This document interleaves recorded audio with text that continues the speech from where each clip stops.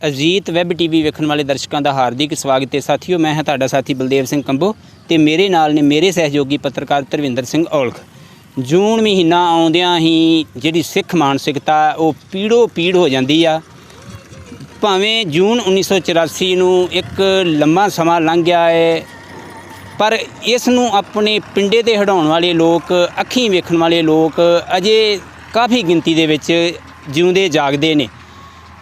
प्यारे दर्शकों, अज असीं जून 1984 के संबंध दे विच पिंड कोटला डूम, तहसील अजनाला, जिला अमृतसर विखे पहुँचे हाँ। इत्थे असीं बाबा हरभजन सिंह, जिन्हां नूं प्यार दे नाल बाबा भल्लो भी कहा जाता है, उन्हां नूं मिलांगे।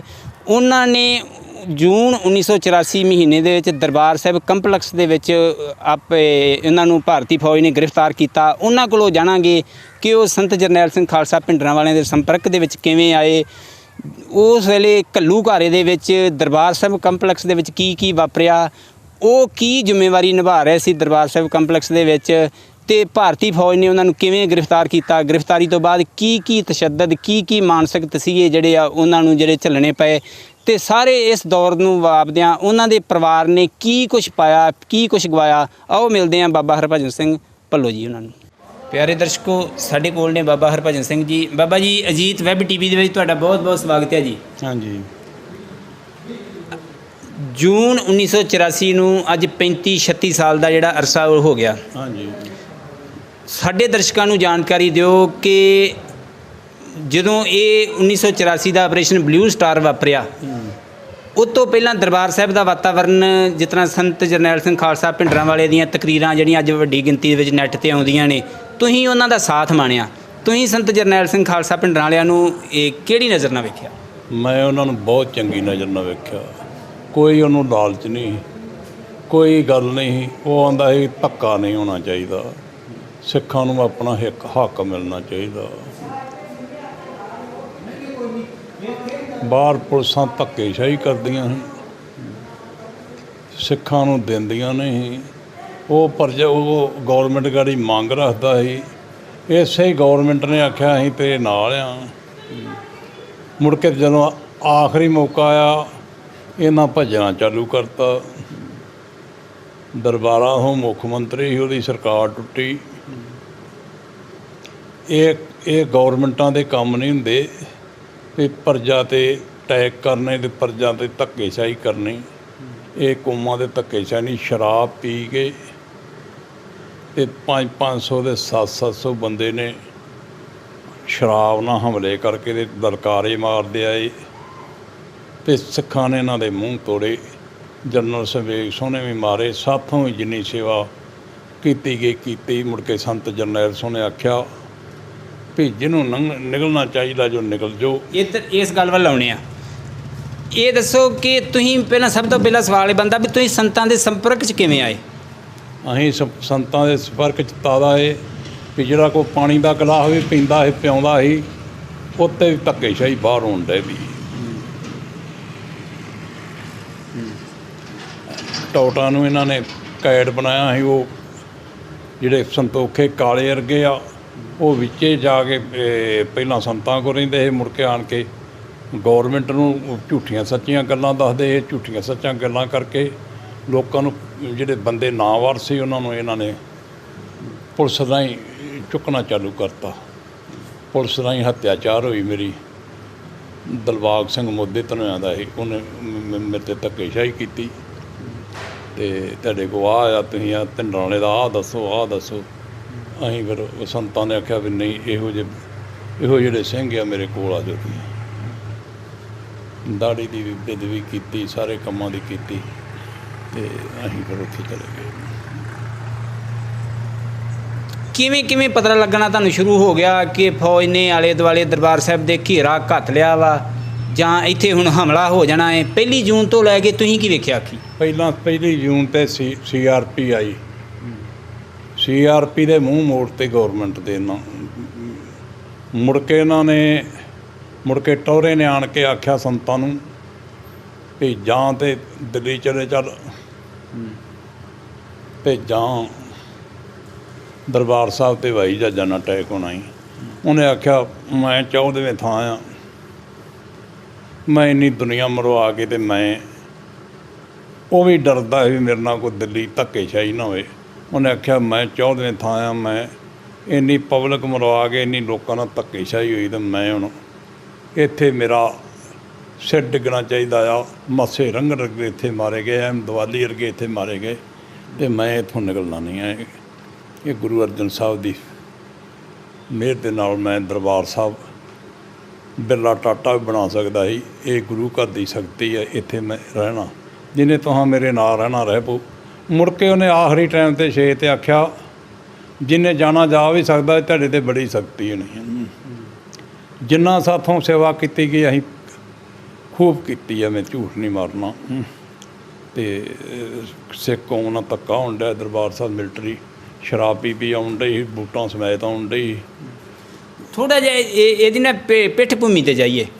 ਲੜਾਈ ਕੀ, ਮੰਗਾਂ ਕੀ ਸਿੱਖ ਕੌਮ ਦੀਆਂ ਜਿਹੜੀਆਂ ਤੁਸੀਂ ਮਿੱਥਦੇ ਆ ਵੀ ਸਰਕਾਰ ਜਾਂ ਮੰਨਦੀ ਨਹੀਂ ਜਾਂ ਸੁਣਦੀ ਨਹੀਂ, ਉਹ ਕਿਹੜੀਆਂ ਮੰਗਾਂ ਸੀ ਜਿਨ੍ਹਾਂ ਤੋਂ ਲੈ ਕੇ ਸੰਘਰਸ਼? ਸਰਕਾਰ ਇਹੋ ਆਂਦੀ ਵੀ ਸਾਡੇ ਹੱਕ ਦਿਓ।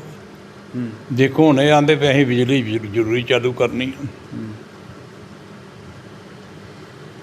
ਸਿੱਖਾਂ ਦੇ ਜੋ ਸਾਡਾ ਬਣਦਾ ਸਾਨੂੰ ਦਿਓ।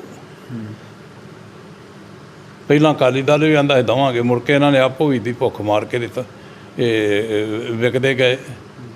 ਤੋ ਸੰਤ ਜਰਨੈਲ ਸਿੰਘ ਜਿਹੜਾ ਸੀ ਆਪਣੇ ਨਿਸ਼ਾਨੇ 'ਤੇ ਖਲੋਤਾ ਰਿਹਾ। ਕੋਈ ਉਹਨੇ ਲੁੱਟ ਮਾਰ ਨਹੀਂ ਕੀਤੀ, ਕੋਈ ਉਹਨੇ ਦੂਜਾ ਮਰਾ ਉਹਦਾ ਭਰਾ ਉੱਥੇ ਮਾਰਿਆ ਗਿਆ, ਉਹਦਾ ਭਤੀਜਾ ਉੱਥੇ ਮਾਰਿਆ ਗਿਆ। ਉਹਨੇ ਸ਼ਹਾਦਤ ਦਿੱਤੀ ਹੈ। ਜੇ ਨਾਮਵਰ ਸਿੰਘਾਂ ਦੀ ਗੱਲ ਕਰੀਏ ਤਾਂ ਤੁਸੀਂ ਕਿਹਦਾ ਸਾਥ ਮਾਣਿਆ, ਕਿਹਦਾ ਨਿੱਘ ਮਾਣਿਆ? ਨਾਮ ਲਓ, ਕਿਹੜੇ ਸਿੰਘ ਸੀ ਅੰਦਰ? ਨਿਰੰਤਰ ਸਿੰਘ ਕਾਬਲ ਸੋਂ, ਜਿਹਨੇ ਨਿਰੰਕਾਰੀ ਨੂੰ ਮਾਰਿਆ। ਸੋਢੀ ਜੱਲਲ ਲਾਭ ਸੋਂ, ਵਿਰਸਾ ਹੋਂ ਬਟੋਆ, ਰਵਿੰਦਰ ਸੰਧੂ, ਮਹਿਤਾ, ਇਹ ਸਾਰੇ ਅਸੀਂ ਸਾਡਾ ਗਰੁੱਪ ਸੀ। ਭਾਈ ਅਮਰੀਕ ਸੋਂ, ਜੋ ਅੱਜ ਤੱਕ ਅਸੀਂ ਸੁਣਿਆ ਵੀ ਜਿਹੜਾ ਸਭ ਤੋਂ ਪਹਿਲਾ ਗੋਲਾ ਜਿਹੜਾ ਅਕਾਲ ਤਖਤ ਸਾਹਿਬ 'ਤੇ ਆ, ਉਹ ਅੰਮ੍ਰਿਤ ਵੇਲੇ 4 ਜੂਨ ਨੂੰ ਵੱਜਿਆ। 4 ਨੂੰ ਵੱਜਾ। ਅਤੇ ਤੁਸੀਂ ਉਸ ਟਾਈਮ ਕਿੱਥੇ ਸੀ, ਅਤੇ ਫਿਰ ਉਹਦੇ ਲਈ ਸਿੰਘਾਂ ਦਾ ਕੀ ਪ੍ਰਤੀਕਰਮ ਸੀ ਅੱਗੋਂ? ਜਦੋਂ ਗੋਲਾ ਵੱਜਾ, ਇੱਕਦਮ ਹੀ ਕੋਈ ਤੂਫਾਨ ਆ ਜਾਂਦਾ, ਉਦੋਂ ਅਸੀਂ ਅਕਾਲ ਤਖਤ ਦੇ ਨਾਲ ਹੀ ਕਮਰਾ ਸੀ, ਉਹਦੇ ਵਿੱਚ ਹਾਂ। ਅਤੇ ਅੰਮ੍ਰਿਤ ਵੇਲੇ ਹੀ ਕੋਈ ਇਸ਼ਨਾਨ ਕਰਨ ਡਿਆ ਸੀ ਅਤੇ ਕੋਈ ਕਰਾਉਣ ਡਿਆ ਸੀ, ਅਤੇ ਉਸ ਟਾਈਮ 'ਤੇ ਫਾਇਰ ਹੋਇਆ। ਮੁੜ ਕੇ ਇੱਧਰੋਂ ਵੀ ਚਾਲੂ ਹੋ ਗਿਆ।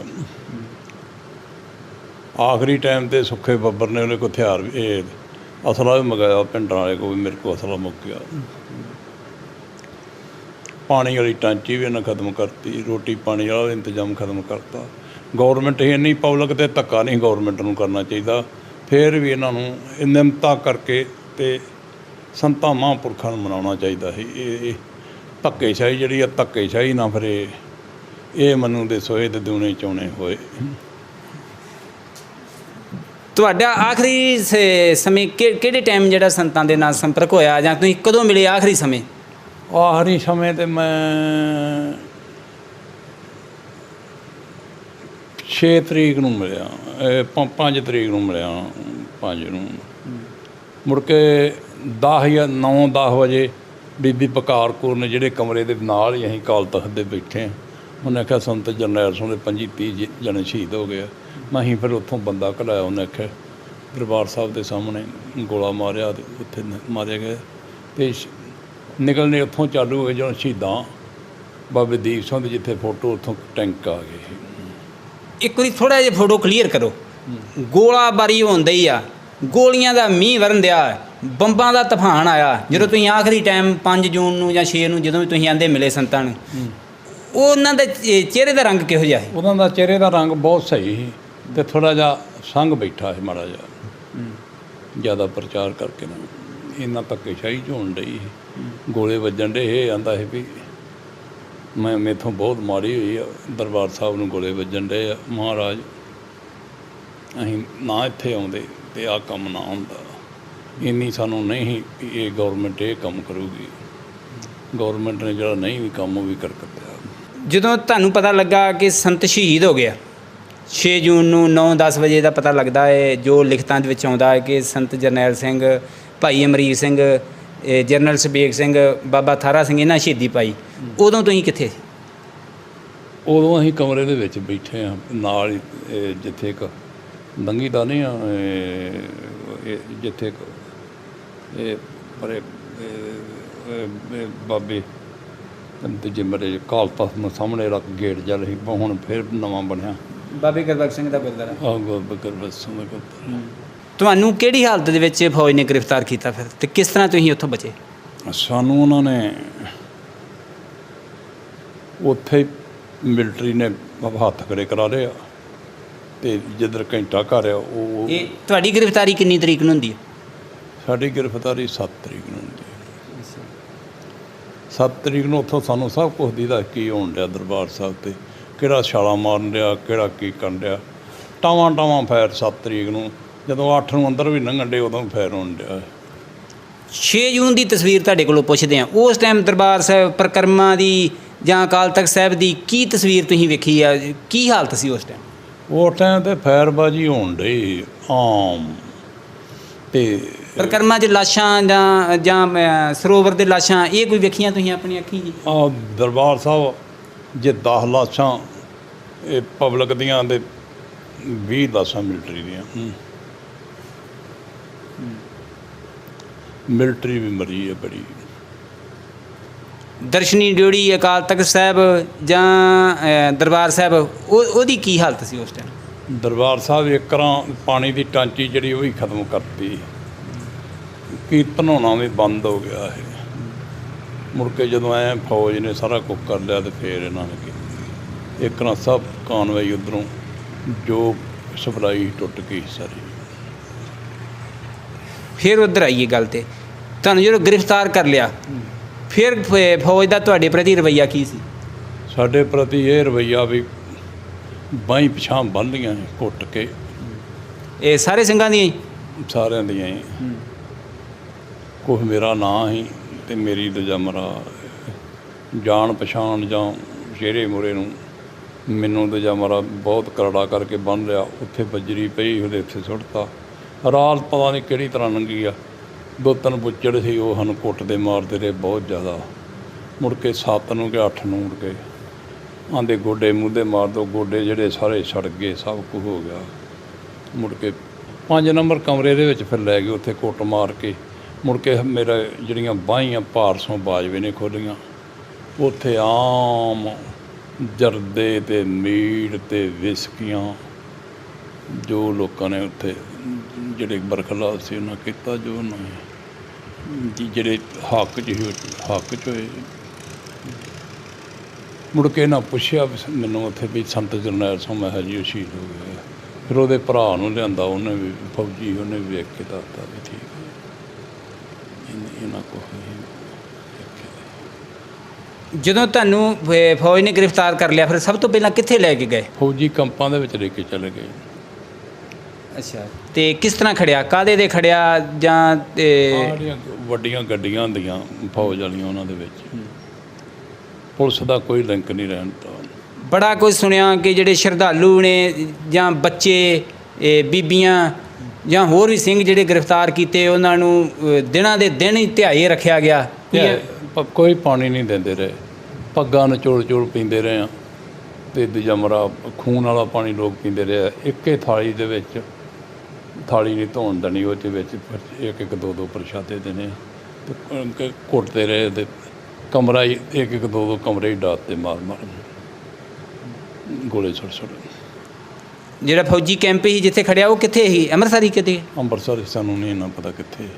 ਅੱਖਾਂ ਬੰਨ੍ਹ ਕੇ ਸਾਨੂੰ ਖੜਿਆ, ਅੱਖਾਂ ਬੰਨ੍ਹ ਕੇ ਮੁੜ ਕੇ ਪਹਿਲਾਂ ਜੋਧਪੁਰ ਲਾਇਆ ਅਤੇ ਜੋਧਪੁਰੋਂ ਮੁੜ ਕੇ ਸਾਨੂੰ ਅਜਮੇਰ ਲੈ ਗਏ। ਤੇ ਪੁੱਛਦੇ ਕੀ ਸੀ? ਕਿਉਂਕਿ ਜਿਹੜੇ ਸੰਤ ਜਰਨੈਲ ਸਿੰਘ ਆ ਜਾਂ ਬਾਕੀ ਚੜ੍ਹਦੀ ਕਲਾ ਵਾਲੇ ਸਿੰਘ ਤੇ ਸ਼ਹੀਦ ਹੋ ਗਏ, ਹੁਣ ਮੁੜ ਕੇ ਤੁਹਾਨੂੰ ਕੀ ਪੁੱਛਦੇ? ਇਹੋ ਪੁੱਛਦੇ ਸੰਤਾਂ ਦੀ ਕੀ ਥਿਊਰੀ, ਕਿਉਂ ਇਸ ਤਰ੍ਹਾਂ ਕੀਤਾ ਉਹਨਾਂ, ਕੀ ਗੱਲ ਤੁਸੀਂ ਉੱਥੇ ਕਿਉਂ ਗਏ, ਕਿਸ ਤਰ੍ਹਾਂ ਕੀਤਾ, ਸਾਡੇ ਨਾਲ ਬੇਸਲੂਕੀ ਕਰਨ ਦੇ ਜਿੰਨੀ ਹੁੰਦੀ ਉਹ ਸਾਡੇ ਵਿੱਚੋਂ ਕੁਛ ਨਿਕਲਣਾ ਥੋੜ੍ਹਾ ਹੈ। ਕਿੰਨੇ ਚਿਰ ਬਾਅਦ ਅਜਮੇਰ ਦੀ ਜੇਲ੍ਹ ਦੇ ਵਿੱਚੋਂ ਤੁਹਾਨੂੰ ਰਿਹਾਈ ਮਿਲੀ? 9 ਮਹੀਨਿਆਂ ਬਾਅਦ ਮੁੜ ਕੇ ਸਾਨੂੰ ਜੋਧਪੁਰ ਲਿਆਂਦਾ, ਖੁੱਲ੍ਹੇ ਥਾਂ ਚੱਕੀਆਂ 'ਚ ਬੰਦ ਰਹੇ। ਰਮਿੰਦਰ ਸੰਧੂ ਵੀ ਰਿਹਾ, ਸੁਰਿੰਦਰ ਰਾਗੀ ਰਿਹਾ, ਮੁਖੀ ਰਾਗੀ ਰਿਹਾ, ਪਾਲਾ ਚੱਬੇ ਵਾਲਾ ਰਿਹਾ, ਕੋਲਾ ਘਣੂਪੁਰੀਆ ਰਿਹਾ। ਇਸ ਤਰ੍ਹਾਂ ਕਰਕੇ 20 ਬੰਦੇ ਰਹੇ ਅਸੀਂ ਉੱਥੇ। ਜੋਧਪੁਰ ਦੀ ਜੇਲ੍ਹ 'ਚੋਂ ਕਿੰਨੇ ਚਿਰ ਬਾਅਦ ਰਿਹਾਈ ਮਿਲੀ? ਜੋਧਪੁਰ ਦੀ ਜੇਲ੍ਹ 'ਚੋਂ 5 ਸਾਲ ਰਿਹਾਈ ਹੋਈ।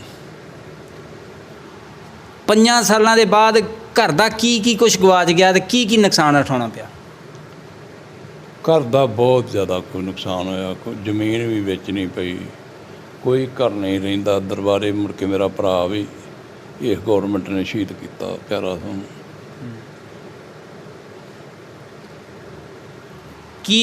ਜਦੋਂ ਰਿਹਾਈ ਹੋ ਗਈ 5 ਸਾਲਾਂ ਬਾਅਦ 84 ਤੇ 5 99 'ਚ ਰਿਹਾਈ ਹੋ ਗਈ, ਉਸ ਤੋਂ ਬਾਅਦ ਆਰਾਮ ਨਾਲ ਤੁਸੀਂ ਘਰ ਬਹਿ ਗਏ?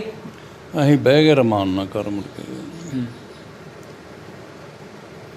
ਕਿ ਬਾਰ-ਬਾਰ ਕੋਈ ਪੁਲਿਸ ਜਾਂ ਏਜੰਸੀਆਂ ਫਿਰ ਵੀ ਆਉਂਦੀਆਂ ਰਹੀਆਂ ਜਾਂ ਇੰਟਰੋਗੇਟ ਹੁੰਦਾ ਰਿਹਾ ਸਮੇਂ-ਸਮੇਂ? ਨਹੀਂ, ਬਿਆਨ ਬੂਨ ਲੈਂਦੇ ਰਹੀਆਂ। ਮੁੜ ਕੇ ਮੇਰੇ ਜ਼ਿਆਦਾ ਤੰਗੀ ਦਿੰਦੇ ਰਹੇ। ਮੁੜ ਕੇ ਮੇਰਾ ਭਰਾ ਵੀ ਜਿਹੜਾ ਸੀ ਉਹ ਵੀ ਗਾਂਹ ਪਛਾਂ ਹੋ ਗਿਆ। ਉਹਨੂੰ ਮੁੜ ਕੇ ਨਾ ਪਟਿਆਲੇ ਮਾਰ ਕੱਤਿਆ। ਝੂਠੇ ਮੁਕਾਬਲੇ 'ਚ ਕਿ ਸੱਚੇ 'ਚ? ਝੂਠੇ 'ਚ।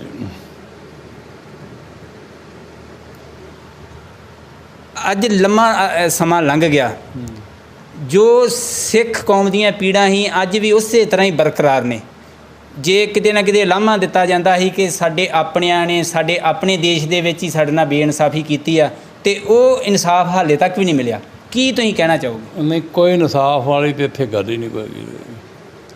ਇੱਕ ਦੂਜਾ ਭੁੱਖ ਹੀ ਮਾਰਨ ਰਿਹਾ। ਕੋਈ ਇਨਸਾਫ ਵਾਲੀ ਗੱਲ ਹੋਵੇ ਤਾਂ ਫਿਰ ਹੋਰ ਕੀ ਚਾਹੀਦਾ? ਇਹਨਾਂ ਨੂੰ ਨਹੀਂ ਪਤਾ 40 ਸਿੰਘਾਂ ਨੂੰ ਪੈਸੇ ਦਿੱਤੇ ਆ, ਤੇ ਜਿਹੜੇ ਦੂਜੇ 384 ਉਹਨਾਂ ਨੂੰ ਨਹੀਂ ਦੇਣੇ। ਜਿਹਦੇ ਹੱਥ 'ਚ ਆਉਂਦੀ ਉਹ ਖਾਈ ਜਾਂਦਾ ਭੱਜ। ਮੈਂ ਵੇਖਦਿਆਂ ਵੀ ਤੁਹਾਡੀ ਸਿਹਤ ਵੀ ਜਿਹੜੀ ਆ ਉਹ ਚੰਗੀ ਨਹੀਂ ਆ, ਤੇ ਕੋਈ ਸ਼੍ਰੋਮਣੀ ਕਮੇਟੀ ਨੇ ਕਿਸੇ ਤਰ੍ਹਾਂ ਦੀ ਕੋਈ ਤੁਹਾਡੀ ਕੋਈ ਬਾਂਹ ਫੜੀ ਹੋਵੇ? ਨਹੀਂ, ਕੋਈ ਖਾਸ ਨਹੀਂ ਫੜੀ ਆ। ਪਰ ਹੁਣ ਉਹਨਾਂ ਨੇ ਕੇਸ ਕਰਾਇਆ ਦਿੱਲੀ ਚੰਡੀਗੜ੍ਹ, ਤੇ ਇਹਨਾਂ ਨੇ ਕਾਂਗਰਸ ਸਰਕਾਰ ਨੇ ਉਹ 40 ਦੇ ਹੱਕ 'ਚ ਕੇਸ ਹੋਇਆ। ਉਹਨਾਂ 40 ਨੂੰ ਪੈਸੇ ਦਿੱਤੇ, ਦੂਜਿਆਂ ਨੂੰ ਪੈਸਾ ਕੋਈ ਨਹੀਂ ਦਿੱਤਾ। ਕੋਈ ਨਹੀਂ, ਕੁਛ ਨਹੀਂ ਦਿੱਤਾ। ਇਹਨਾਂ ਨੂੰ ਰੱਖਿਆ ਕਰਨੀ ਚਾਹੀਦੀ ਸੀ। ਇਹਨਾਂ ਦੇ ਦੇਸ਼ ਦੇ ਸਿਪਾਹੀ ਹਾਂ। ਇਹਨਾਂ ਨੇ ਸਾਡੇ ਵਾਸਤੇ ਕੋਈ ਗੱਲ ਨਹੀਂ ਕੀਤੀ ਵੀ ਨਾ। ਸੰਤ ਜਰਨੈਲ ਸਿੰਘ ਖਾਲਸਾ ਭਿੰਡਰਾਂ ਵਾਲਿਆਂ ਬਾਰੇ ਕੋਈ 2 ਲਫ਼ਜ਼ ਜਿਹੜੇ ਤੁਸੀਂ ਚਾਹੁੰਦੇ ਹੋ ਵੀ ਉਹ ਕੀ ਸ਼ਖਸੀਅਤ ਸੀ? ਉਹਦੇ ਅਸਲੀ ਇਨਸਾਨ ਸੀ। ਉਹਨਾਂ ਦਾ ਪਰਿਵਾਰ ਵੀ ਚੁੱਪ ਕਰਕੇ ਬੈਠਾ, ਕੋਈ ਲੁੱਟ ਮਾਰ ਨਹੀਂ ਕਰਨ ਰਿਹਾ। ਉਹ ਕੋਈ ਗੱਲ ਹੀ ਨਹੀਂ ਕਰਨ ਰਹੇ। ਆਪ ਹੀ ਇਹ ਕੌਮ ਨੇ ਅੱਗੇ ਲਿਆਂਦਾ, ਆਪ ਹੀ ਉਹਦੀਆਂ ਲੱਤਾਂ ਵੱਢਣ ਡਏ ਵੇ।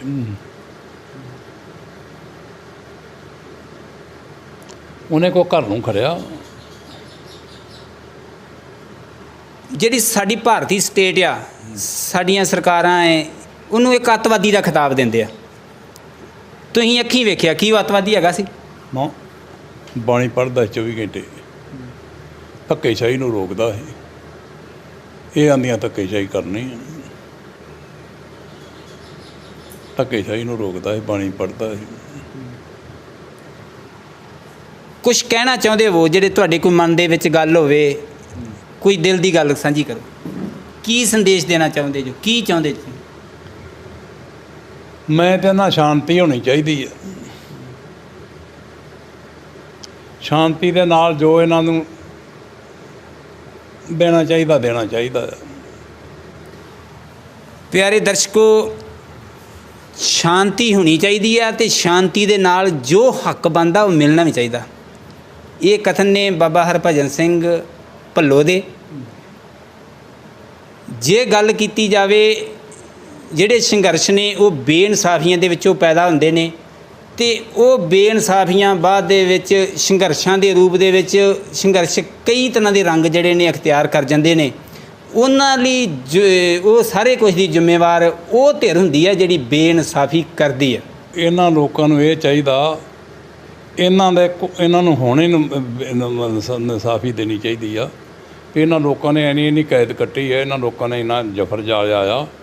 ਹੁਣ ਹੀ ਇਹਨਾਂ ਵਾਸਤੇ ਕੋਈ ਨਾ ਕੋਈ ਅਸੀਂ ਆਪਣੇ ਖਜ਼ਾਨੇ ਦੇ ਵਿੱਚੋਂ ਕੁਛ ਨਾ ਕੋਈ ਗੌਰਮੈਂਟ ਇਹਨਾਂ ਦੀ ਰੱਖਿਆ ਕਰੇ।